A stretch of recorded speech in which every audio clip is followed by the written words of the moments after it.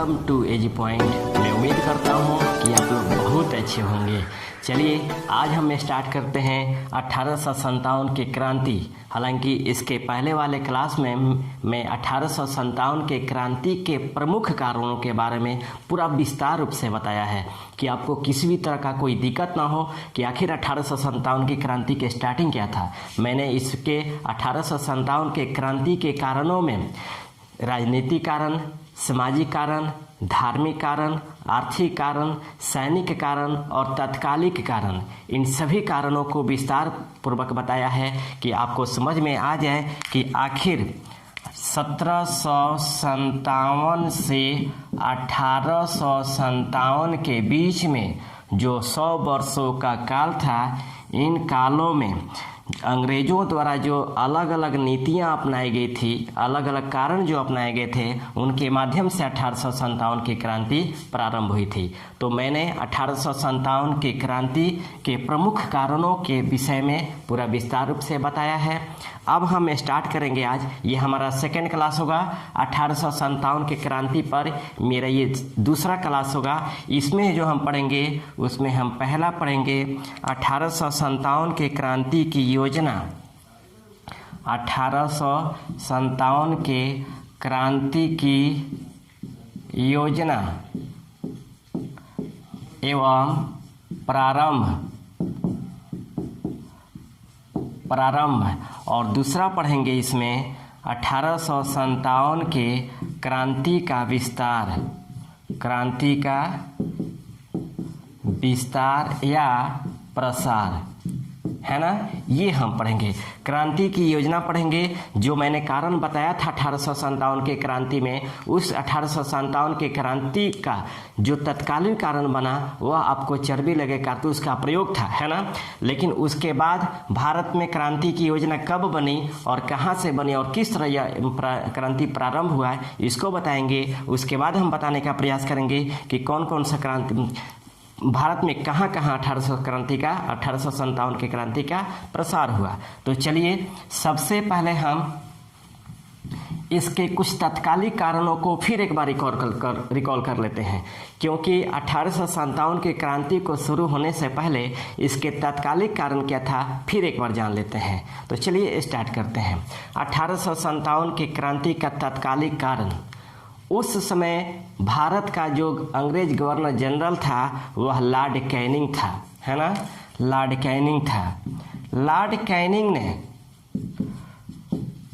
जो पहले से चले आ रहे थे, प्रयोग में चले आ रहे थे, ब्राउन बेस राइफल था, ब्राउन बेस राइफल, उस राइफल को हटाकर उसके जगह नए एनफील्ड राइफल का प्रयोग शुरू करवाया, है ना। और उस एनफील्ड राइफल में जो कारतूस भरा जाता था उसको दांतों से खींचकर भरा जाता था। चूँकि जो वह कारतूस बना हुआ था वह गाय एवं सूअर के चर्बी से बना हुआ था, है ना। यह सैनिकों में, क्योंकि ब्रिटिश सैनिक में हिंदू और मुस्लिम दोनों धर्मों के सैनिक शामिल, दोनों धर्मों से संबंधित सैनिक शामिल थे। जब लॉर्ड कैनिंग ने ब्राउन बेस राइफल की जगह एनफील्ड राइफल का प्रयोग शुरू करवाया तो इस राइफल में कारतूस को भरने से पहले उसके कारतूस को दांतों से खींचना पड़ता था, क्योंकि उस जो कारतूस बना हुआ था वह गाय एवं सूअर के चर्बी से बना हुआ था, है ना। जब यह सैनिकों में, सैनिक टुकड़ियों में यह जब बात फैली कि नए राइफल में जो भरा जाने वाला कारतूस है वह कारतूस गाय एवं कारतूस के प्रयोग में गाय एवं सूअर के चर्बी का प्रयोग हुआ है, तब ब्रिटिश सेना में शामिल जो दोनों धर्म के भारतीय सेना थे वह इसका विरोध शुरू कर दिए, है ना। और विरोध शुरू करने के बाद चर्बी लगे कारतूस के प्रयोग की जो पहली घटना घटी वह आपको 29 मार्च आपको 1757 को घटी, है ना। इस दिन बैरकपुर छावनी का, है ना, पश्चिम बंगाल के बैरकपुर छावनी है, यहाँ पर बैरकपुर छावनी में एक 34वीं इन्फेंट्री राइफल का एक जवान था। 34वीं इन्फेंट्री राइफल का एक जवान था जिसका नाम था मंगल पांडे। इसने क्या किया कि चर्बी लगे कारतूस के प्रयोग से इनकार कर विरोध प्रारंभ कर दिया, विद्रोह प्रारंभ कर दिया, है ना। और मंगल पांडे ने चर्बी लगे कारतूस के प्रयोग से इनकार किया और इनकार करके विद्रोह किया और विद्रोह करने के बाद अपने 2 सेनाधिकारियों की हत्या कर दी, जिसमें पहला थे लेफ्टिनेंट बॉग और दूसरा थे जनरल सार्जेंट ह्यूसन, है ना।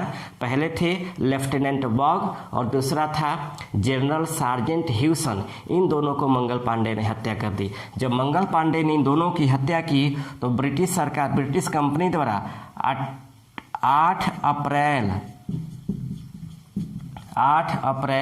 1757 को इसको फांसी दे दिया गया, है ना। 8 अप्रैल 1757 को इसे फांसी दिया गया। जब 8 अप्रैल 1757 को मंगल पांडे को फांसी दी गई तब पूरे भारतीय सैनिक टुकड़ियों में विरोध का एक लहर दौड़ गया और इसी लहर के दौड़ने के कारण ब्रिटिश सैनिकों में, भारतीय सैनिकों में एक क्रांति की लहर दौड़ी, विद्रोह का लहर दौड़ा। जब ब्रिटिश कंपनी को यह मालूम चला तो धीरे धीरे सैनिक टुकड़ियों से हथियारों को वापस, शस्त्र शास्त्रों को वापस इकट्ठा करना शुरू किया और इकट्ठा करने के चलते इन टुकड़ियों को भंग किया जाने लगा, जिसकी वजह से विरोध प्रारंभ हुआ, है ना।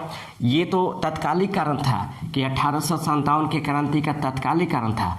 अब इसके पहले राजनीतिक दृष्टि से, राजनीतिक कारणों से जो अलग अलग छोटे छोटे राज्यों को, राजाओं को हटाया गया था, उनके राज्यों को मिलाया गया था, वह पहले से ही फिराक में थे कि किसी तरह एक मौका मिले और यही मिला सैनिक विद्रोह के रूप में। जब सैनिकों ने चर्बी लगे कारतूस के विरोध को लेकर के विद्रोह किया तब इन राजाओं ने 1857 के क्रांति का एक रूप दिया और योजना बनाया गया। अब यहाँ से हम प्रारंभ करते हैं 1857 के क्रांति की योजना।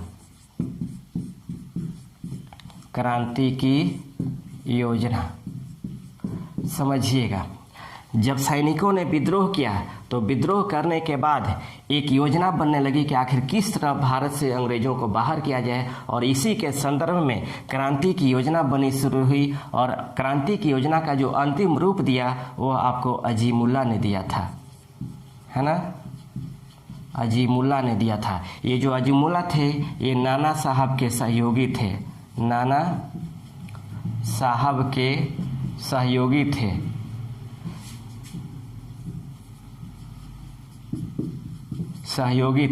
इन्होंने क्रांति की जो योजना बनाई थी वह आपको कानपुर के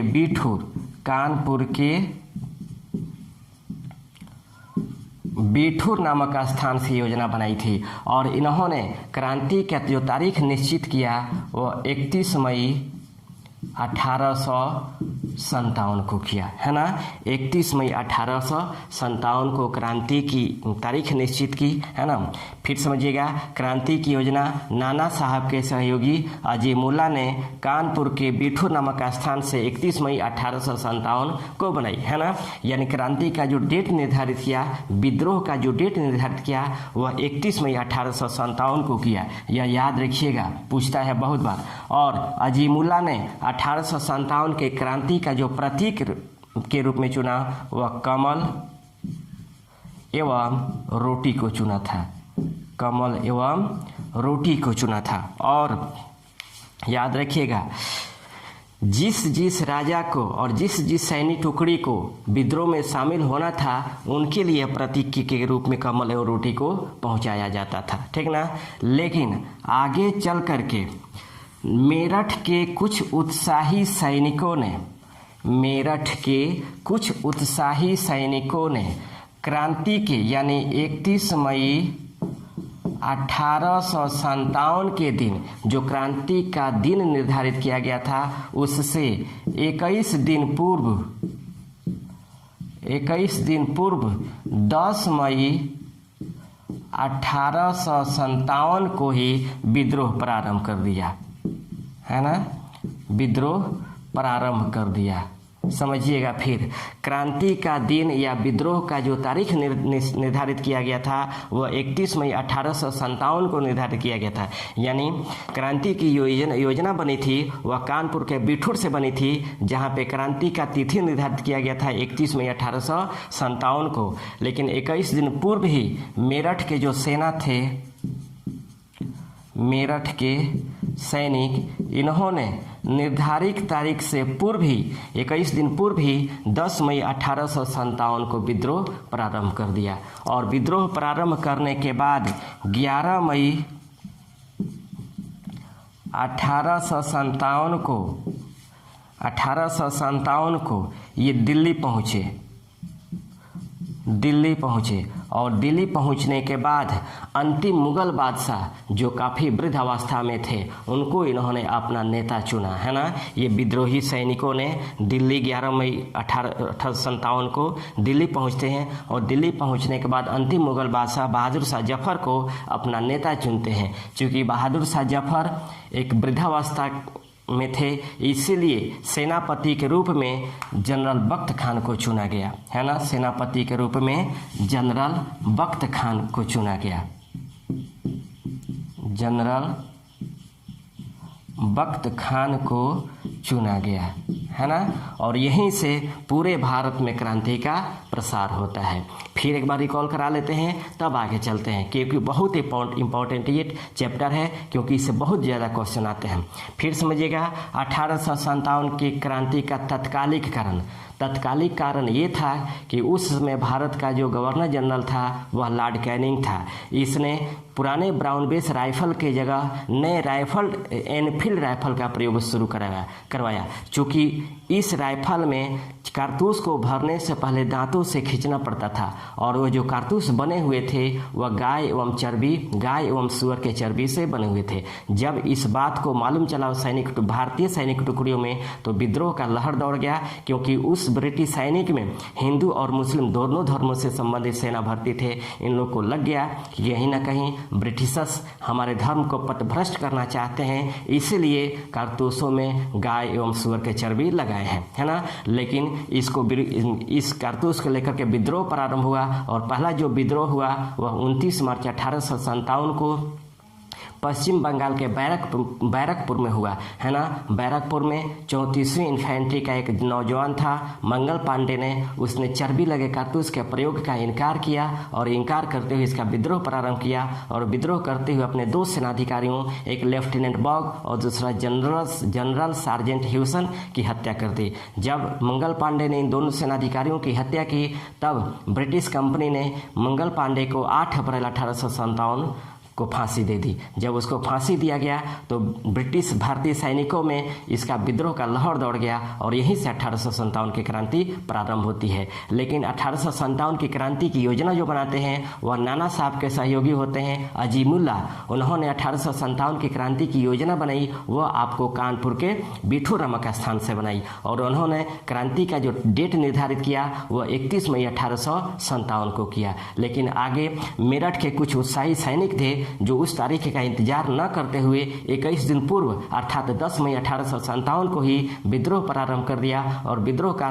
प्रारंभ करने के तुरंत बाद यानी 11 मई को वह दिल्ली पहुंचते हैं और दिल्ली पहुंचने के बाद अंतिम मुगल बादशाह बहादुर शाह जफर को अपना नेता चुनते हैं। हालांकि वो वृद्धावस्था के क्रम में रहते हैं, इसलिए उनके स्थान पर ही एक सेनापति चुना जाता है जिनका नाम होता है जनरल बख्त खान और यहीं से पूरे भारत में आपका क्रांति का प्रसार होता है। अब ये क्रांति का प्रसार कहाँ कहाँ होता है ये आइए एक बार हम देख लेते हैं। याद रखिएगा, अगर क्वेश्चन पूछे कि 1857 की क्रांति की योजना कब निर्धारित की गई थी तो 31 मई 1857 को।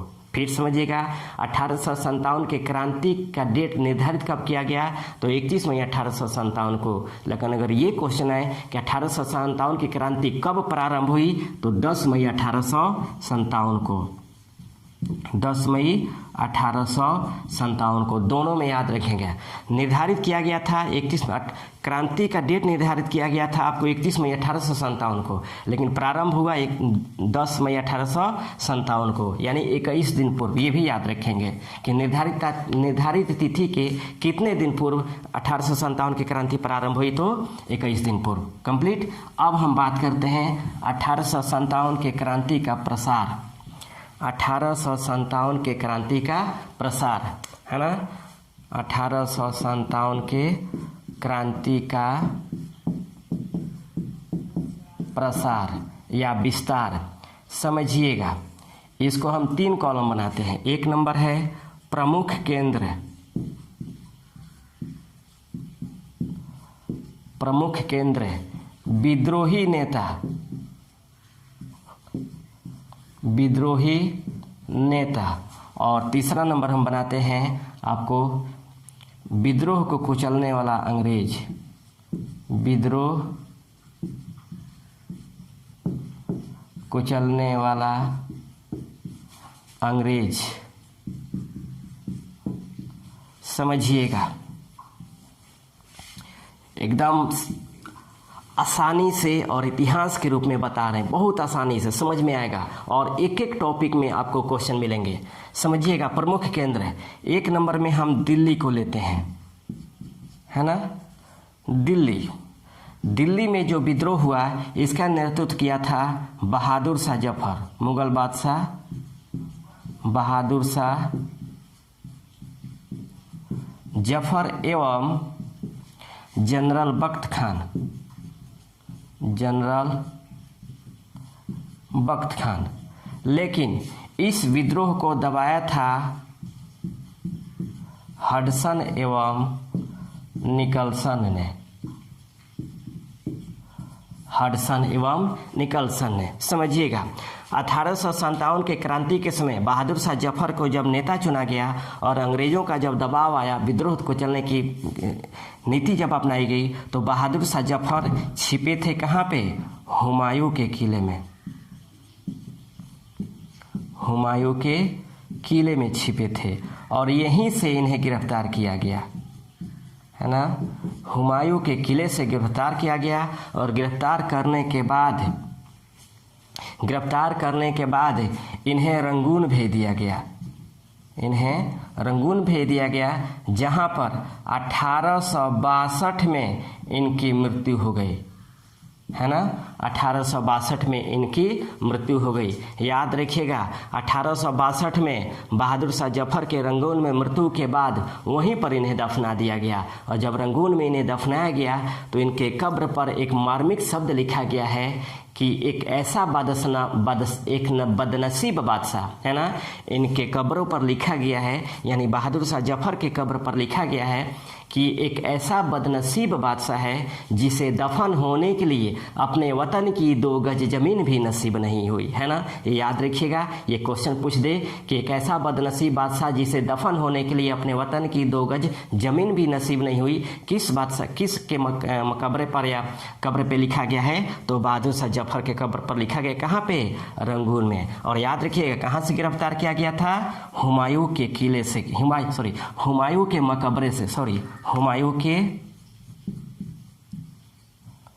मकबरे से गिरफ्तार किया गया। याद रखिएगा, हुमायूं के मकबरे का जो निर्माण हुआ था वह अकबर के शासनकाल में हुआ था, लेकिन अकबर के शासनकाल में हुमायूं के मकबरे का निर्माण हुआ, लेकिन हुमायूं के मकबरे के निर्माण में अकबर का कोई सहयोग नहीं था, है ना। हुमायूं का जो मकबरे का निर्माण किया था वह हाजी बेगम या बेगा बेगम ने करवाया था, है ना, मिर्जा गियास के माध्यम से, है ना। हुमायूं का मकबरे का जो निर्माण हुआ था यह दिल्ली में स्थित है। हुमायूं का जो मकबरा स्थित है वो आपको दिल्ली में स्थित है। इसका निर्माण किया था मिर्जा गियास ने, मिर्जा गियास ने बनवाया था। कौन? हुमायूं की पत्नी, है ना, हाजी बेगम या बेगा बेगम ने करवाया था। और याद रखिएगा, हुमायूं का जो मकबरा है यह ताजमहल का पूर्वगामी है ना। हुमायूं का जो मकबरा है वह ताजमहल का पूर्वगामी है ना, यानी हुमायूं का मकबरे का ही ताजमहल का वह नकल है। और एक बात याद रखिएगा, हुमायूं का मकबरा भारत का एकमात्र मकबरा है जिसमें दोहरी गुंबद का प्रयोग किया गया है। हुमायूं का मकबरे में दोहरी गुंबद का प्रयोग किया गया है। और एक बात याद रखिएगा, यह एकमात्र ऐसा मकबरा है जिसमें सबसे अधिक लोगों को दफनाया गया है। इसमें 9 लोगों को दफनाया गया है। हुमायूं के मकबरे में 9 लोगों को दफनाया गया है ना। ये आप याद रखेंगे। कंप्लीट। तो ये हमारा दिल्ली का था, दिल्ली के प्रमुख केंद्र जिसमें बहादुर शाह जफर और जनरल बख्त खान ने विद्रोह और नेतृत्व किया था।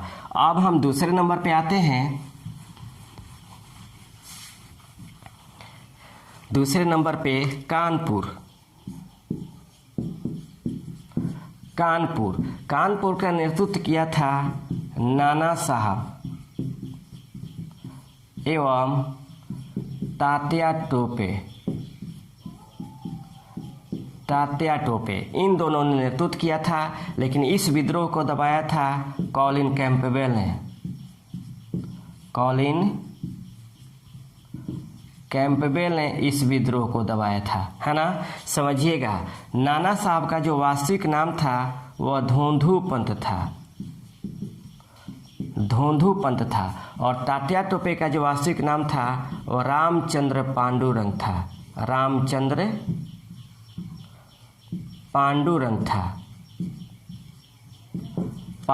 था। याद रखिएगा, ये जो नाना साहब थे यह अंतिम पेशवा बाजीराव द्वितीय के दत्तक पुत्र थे, है ना, दत्तक पुत्र थे। लॉर्ड डलहौजी ने जब दत्तक पुत्र की प्रथा को समाप्त किया तो नाना साहब को पेशवा के जागीरों से बाहर कर दिया गया। तब यह नाना साहब कानपुर के बिठू नामक स्थान पर आकर शरण ली थी, और ये मौके का फिराक में थे कि जैसे ही अंग्रेजों की स्थिति कमजोर होती है तो हम इन पे आक्रमण करके हम अपना राज को लेंगे। लेकिन कॉलिन कैंपबेल जब कानपुर के विद्रोह को दबा दिया तो नाना साहब भाग कर चले गए कहाँ पे, नेपाल में, और नेपाल से ही आजीवन इन्होंने अंग्रेजों का विद्रोह किया, अंग्रेजों का विरोध किया, ठीक ना। नेपाल से इन्होंने विरोध किया। और तात्या टोपे यहाँ से चलकर कहाँ चले गए, ये चले गए आपको झांसी में। तो आइए हम आगे अब देखते हैं तीसरा नंबर, ये था आपका कानपुर। अब हम बात करते हैं झांसी, 3 नंबर, झांसी एवं ग्वालियर। यहाँ का नेतृत्व किया था रानी लक्ष्मीबाई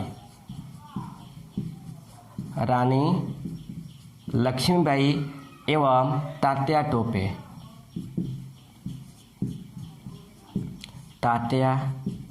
टोपे। समझिएगा, ये भी जो विद्रोह हुआ था वह रानी लक्ष्मीबाई द्वारा, वह इसलिए हुआ था कि गोद प्रथा के तहत लॉर्ड डलहौजी ने व्यवस्था को समाप्त किया था, गोद प्रथा को समाप्त किया था। और समाप्त करने के बाद क्योंकि झांसी और ग्वालियर का जो राजा थे वह गंगाधर राव थे, है ना, गंगाधर राव थे, और गंगाधर राव की ही विधवा थी रानी लक्ष्मीबाई।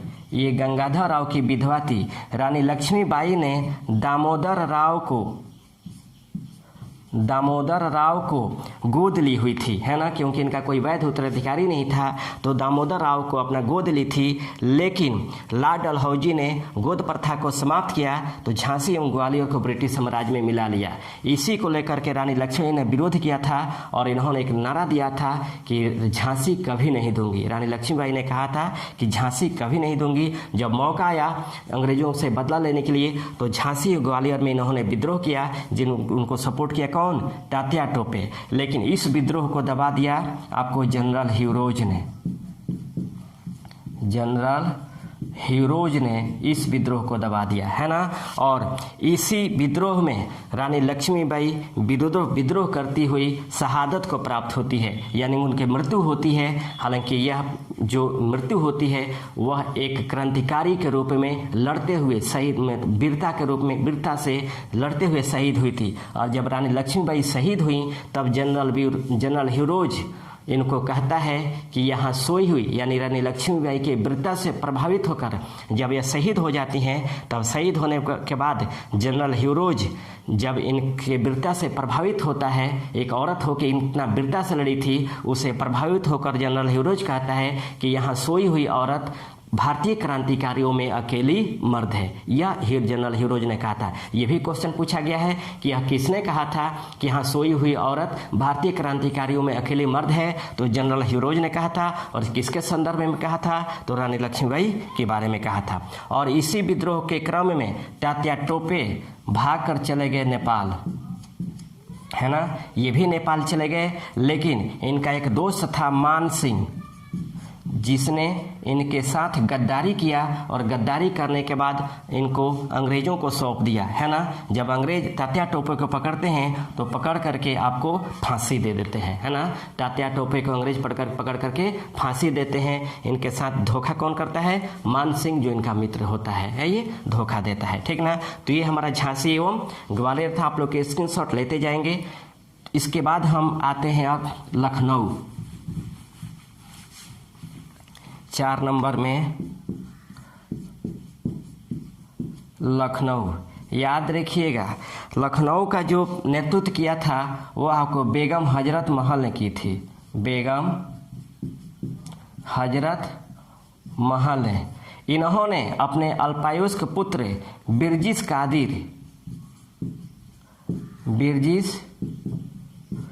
कादिर को नवाब बनाकर किया था, है ना। बेगम हजरत महल ने बिरजिस कादिर को अपना नवाब बनाया, अल्पवयस्क पुत्र को अपना नवाब बनाया और बनाने के बाद विद्रोह प्रारंभ कर दिया। लेकिन इस विद्रोह को भी दबा दिया कौन? कॉलिन कैंपबेल ने। कॉलिन कैंपबेल ने इस विद्रोह को दबा दिया, ठीक ना। अब हम बात करते हैं 5 नंबर में फैजाबाद का नेतृत्व किया था मौलवी अहमदुल्ला,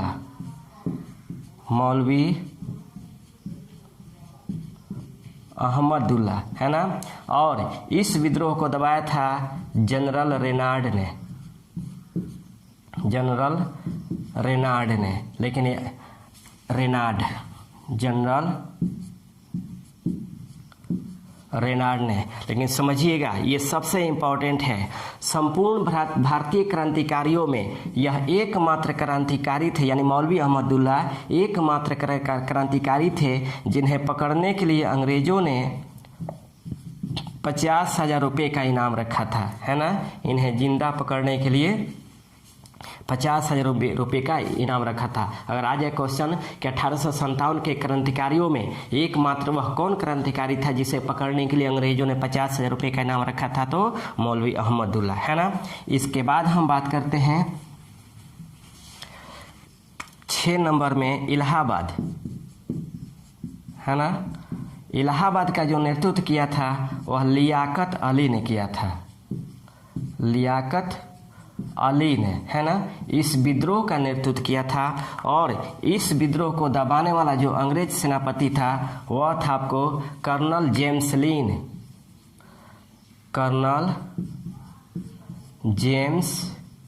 नील, है ना। इन्होंने आपको लियाकत अली के विद्रोह को इलाहाबाद में दबाया था।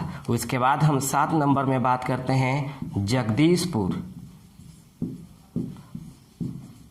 जगदीशपुर, जो वर्तमान में बिहार के आरा में स्थित है। और यहाँ का विद्रोह का नेतृत्व किया था बाबू वीर कुंवर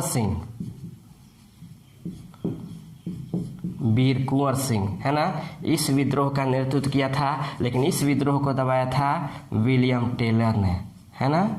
विलियम टेलर ने इस विद्रोह को दबाया था, ठीक ना। तो ये हमारे क्रांति के प्रमुख विस्तार या प्रसार हैं, कहाँ कहाँ विद्रोह हुआ और इस विद्रोह को कौन दबाया। फिर एक बार समझ लेते हैं। प्रसारों में दिल्ली का नेतृत्व किया था अंतिम मुगल बादशाह बहादुर शाह जफर एवं जनरल बख्त खां, लेकिन इस विद्रोह को दबाया था किसने? हडसन एवं निकलसन ने। और अंततः बहादुर शाह जफर को हुमायूं के मकबरे से गिरफ्तार किया जाता है और उसे भेज दिया जाता है रंगून, जहां 1862 में उसकी मृत्यु हो जाती है। और उनके कब्र पर लिखा रहता है कि एक ऐसा बदनसीब बादशाह जिसे दफन होने के लिए अपने वतन की 2 गज जमीन भी नसीब न हुई।